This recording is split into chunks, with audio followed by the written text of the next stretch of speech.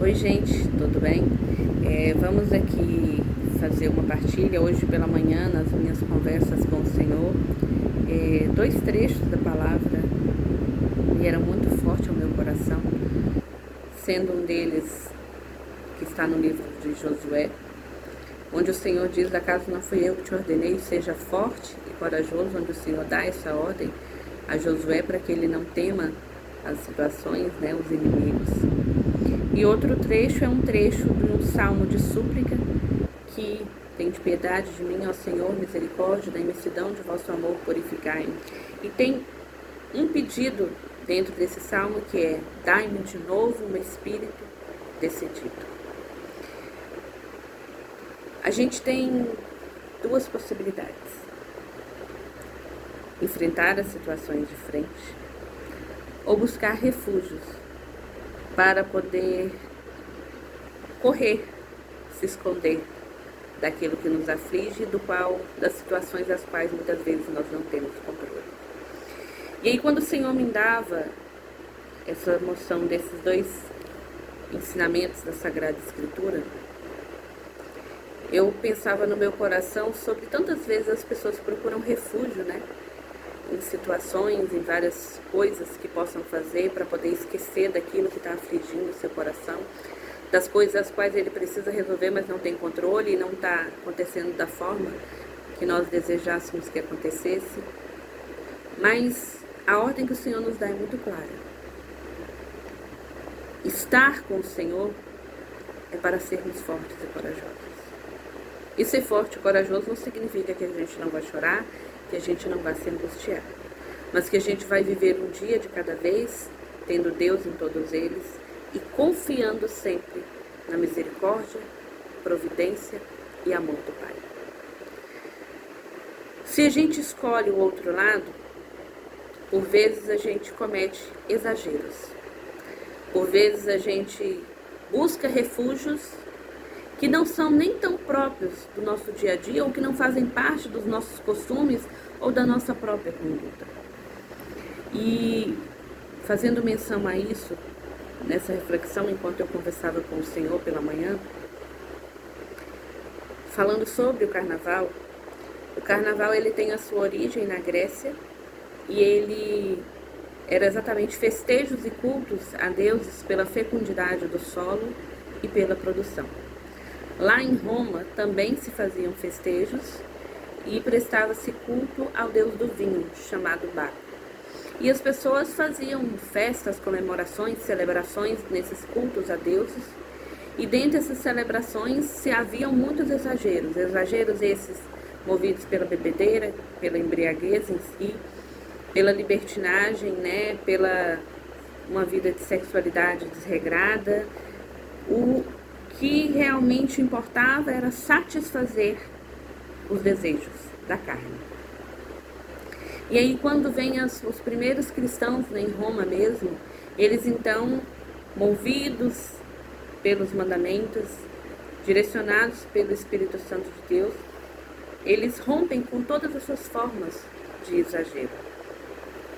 E, obviamente, com tudo aquilo que ia contra os preceitos, tanto entre prestar culto a deuses, sendo declarado e processado como Senhor apenas Jesus Cristo, o Senhor Deus de sua vida, um único Deus, em três pessoas distintas da Santíssima Trindade. E eles prestavam culto e rompiam com esses exageros. E lá no princípio, nos cristãos, o carnaval ele vem antes da quarta-feira de cinzas, antes da quaresma, na verdade, E esse período da quaresma, hoje, muita gente não faz mais, mas a igreja ainda nos convida a esse chamado. Eles eram bastante rigorosos no jejum, de não se comer carne. Então, muitos, às vezes, não dos próprios cristãos, mas quando se fazia esses festejos, é como se satisfazesse todo o apetite, todo o desejo, por esse tempo que viria de abstinência, de não se comer carne. E os cristãos vêm, então, para poder dizer que, para romper com todos esses exageros e principalmente com aquilo que ia contra os mandamentos do Senhor. A palavra carnaval em si, ela significa a Deus carne. Então, era exatamente esse período que entrava de jejum, né, de não se comer carne, de se fazer abstinência. Trazendo para os dias atuais.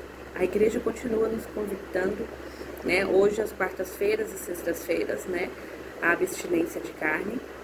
Lembrando que, eu vou abrir um parênteses aqui, que na verdade muita gente não sabe, mas ela nos convida toda sexta-feira, durante o ano todo, fazer abstinência de carne. E a gente romper com os exageros. Por que a gente faz jejum? O jejum, ele é justamente a mortificação, abrir mão de algo que se gosta, para que se tenha controle do próprio corpo, e tendo controle do próprio corpo, controle das nossas paixões, dos nossos desejos, né, daquilo que nós queremos. E é uma mortificação do corpo para que o espírito seja fortalecido. É controlar os meus próprios desejos. Eu posso, eu quero, mas eu tenho controle que se eu disser eu não vou fazer, eu não faço. Então é uma mortificação do desejo para que o espírito seja fortalecido. E aí, voltando agora ao começo, você pode tudo. A própria palavra diz que tudo me é permitido, mas nem tudo me convém. E o Senhor, quando nós caminhamos com Ele, Ele não nos chama a refugiar de alguma forma, fazendo uso de alguma coisa, né, bebendo para poder esquecer, ou que seja pela questão da própria libertinagem, né, de vou aproveitar, vou fazer isso, vou fazer aquilo. Ele nos chama a sermos fortes e corajosos, a enfrentar as situações de frente, sempre movidos pelo Espírito Santo de Deus. Porque pela minha própria força, eu não sou ninguém, eu não consigo. Eu não venço muitas vezes nem a mim mesmo. Mas, fortalecidos pelo Espírito Santo de Deus, nós somos chamados a fazer renúncias e a viver para o Senhor. E aí, lembrando do trecho do Salmo, dai-me de novo um espírito decidido. Não me convém? Eu não faço. Não cabe ao Senhor? Não cabe a mim. O Senhor não pode ir, o Senhor não se agrada, então também não me agrada. Vai me satisfazer momentaneamente, mas depois o vazio continua ali.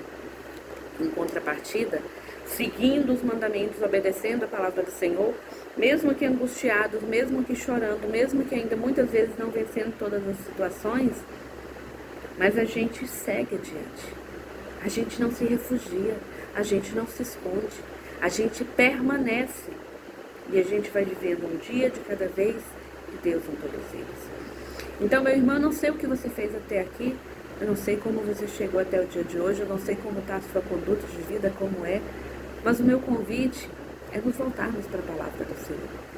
É mortificar a nossa carne para que o Espírito seja cada vez mais fortalecido e nós desapareçamos para que o Espírito Santo de Deus cresça em nós.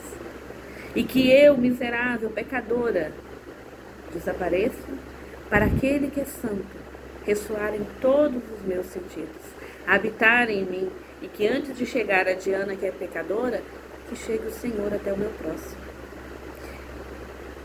Talvez tem muita coisa que você já tinha costume de fazer, ou que você não tem costume de fazer, mas que você decidiu que faria nesse carnaval. A palavra é única. A ordem é, seja forte e corajoso. O pedido é, dai-me de novo, Senhor, um espírito decidido.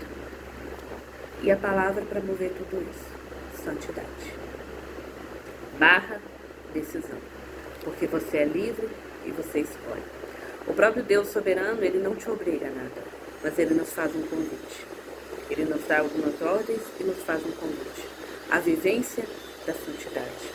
Então, que a gente possa escolher muito bem aquilo que nós vamos fazer durante esses dias. Para você que mora no Espírito Santo, nós temos o retiro de carnaval, que se inicia amanhã, vai até terça-feira. Vinde verde, tendo por tema eu sou o Senhor, permanecer em mim. E que a gente possa dar passos firmes rumo à salvação. Que a gente possa estar sempre na presença do Senhor.